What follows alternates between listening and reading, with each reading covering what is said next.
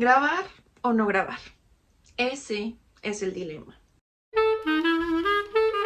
Es cierto, diría Edgar Allan Poe. Así como Shakespeare cambió nuestra forma de entender los dilemas, así también lo cambió todo. Y es que se trata de una de las personas más influyentes, no, de hecho, de la persona más influyente de toda la historia de la humanidad. Sí, incluso más allá de, ya sabemos quién. No, el otro. Algo así. Empecemos por lo fácil, todo el mundo conoce a Shakespeare, pero si eres uno de esos caídos del catre como yo, te cuento. Fue un escritor súper prolífico que nació a finales del siglo XVI en Inglaterra. Sin embargo, tuvo su mayor auge literario durante el siglo XVII y se le considera un autor renacentista por el tipo de temas que metía en sus obras, las cuales, por cierto, no eran solo obras de teatro. Tenemos esta idea de que Shakespeare fue el gran dramaturgo, y claro que lo fue, pero también fue un estupendo novelista y el poeta por antonomasia. Estamos chuecos. Listo. Y para hablar de escritores prolíficos, por supuesto que tenemos que hablar de un vocabulario prolífico. Te cuento que a Shakespeare se le atribuyen 1700 palabras de habla inglesa. Tan solo en El Mercader de Venecia se inventa la palabra gossip. Gossip, traducción, chisme. Nuestro fuerte. Sí, tal cual estás pensando. Sin Shakespeare no existiría Gossip Girl. ¿Qué haríamos en un mundo sin Blair Waldorf y sin Chuck Bass? La palabra champion, campeón, que aparece por primera vez en Macbeth y que ahora le atribuimos a esta gran canción de Queen. Si creemos que Freddie Mercury es un dios, pues entonces ¿dónde queda nuestro autor?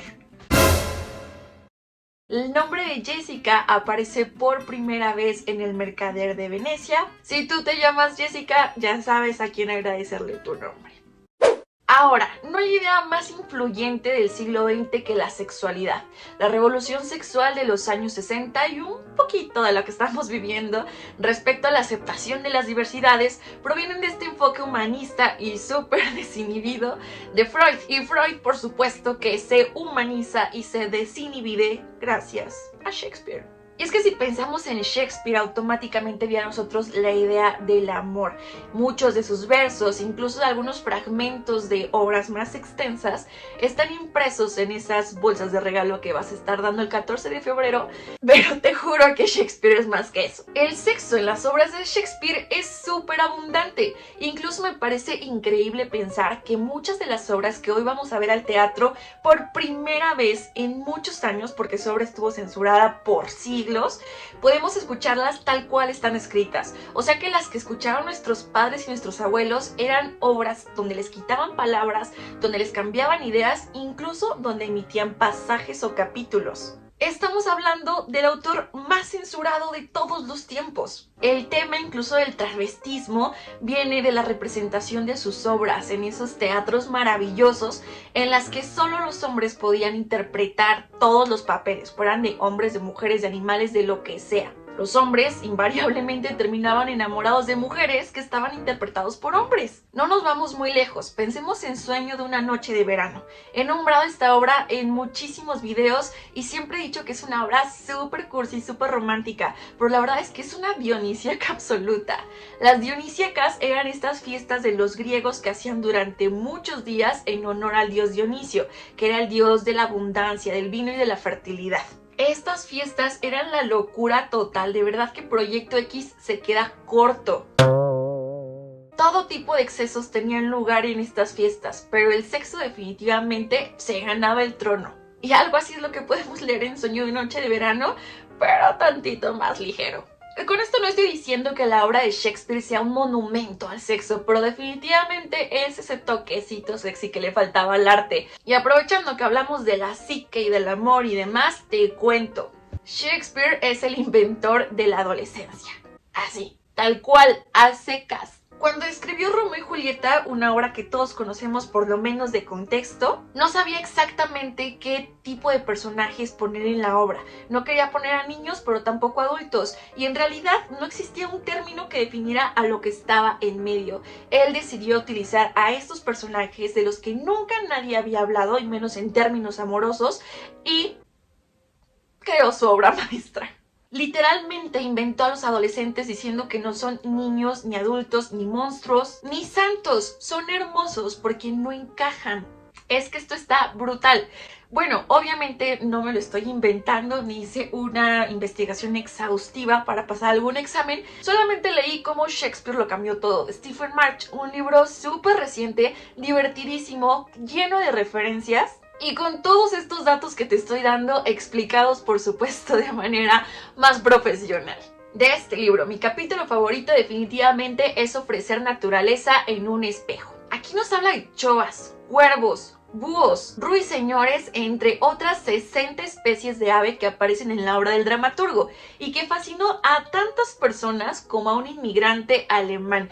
Él decidió un día juntar a 60 estorninos y los liberó en Central Park con la esperanza de que se reprodujeran y que pudiera vivir la fantasía de estar en una obra de Shakespeare. No te cuento, le fue súper bien. Las aves empezaron a ser parte del paisaje de este lugar y en realidad de todo Estados Unidos. Hasta el día de hoy hay atisbos de cómo cambió el paisaje de todo un país a partir de lo que hizo este señor. Y es que los estorninos se hicieron una plaga, pero no te quiero contar en qué terminó la historia, mejor vete a leer el libro. Como podemos darnos cuenta, Shakespeare está simultáneamente en todas partes y a la vez en ninguno en el mundo de la política. Porque 400 años después de su muerte, sus palabras siguen en boca de todos. Un dato súper curioso de este libro es que durante la primavera de Praga, en Checoslovaquia, las presentaciones de Shakespeare se transformaron en un impulso para las protestas. Algunas de sus palabras se ajustaron a las pancartas, a las consignas y hasta el día de hoy se siguen empleando. Pero nada es tan escandaloso como la historia de un conservador en Virginia que se las arregló para citar al menos una vez cada obra de Shakespeare en el recinto del Senado. Con decirte que incluso la reina utilizó una de sus obras, que es la de Ricardo II, para decir que ella era Ricardo II. Es fascinante. Pero no solo en política, Shakespeare es el poeta más importante de todos los tiempos. Todos los libros de guión cinematográfico lo citan como influencia predominante de Hollywood. Ha tenido más influencia sobre la novela que cualquier otro novelista en la historia. ¿Qué es esto? ¿Un crossover? Cuanto más grande es un artista de cualquier tipo, más influencia tiene de Shakespeare. Y eso es un hecho. Está escrito con letras de oro. Y en el brillo de mis ojos. Vámonos a lo sencillito. ¿Alguna vez has usado una prenda, unos aretes, una chamarra, lo que sea que tenga calaveritas? Pues te cuento que esa no es ni más ni menos que la influencia intrínseca de Hamlet.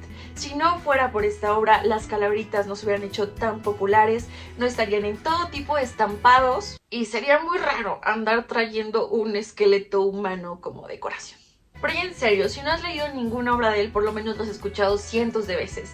Y en este momento, como si fuera una meta-shakespearización, está influyendo en nuestras vidas. Es fabuloso darnos cuenta de cómo una persona que ni siquiera conocimos o que no hemos leído, no hemos acercado directamente a nuestra vida, sí forma parte de ella. Y no sé a ti, pero por lo menos a mí me emociona bastante.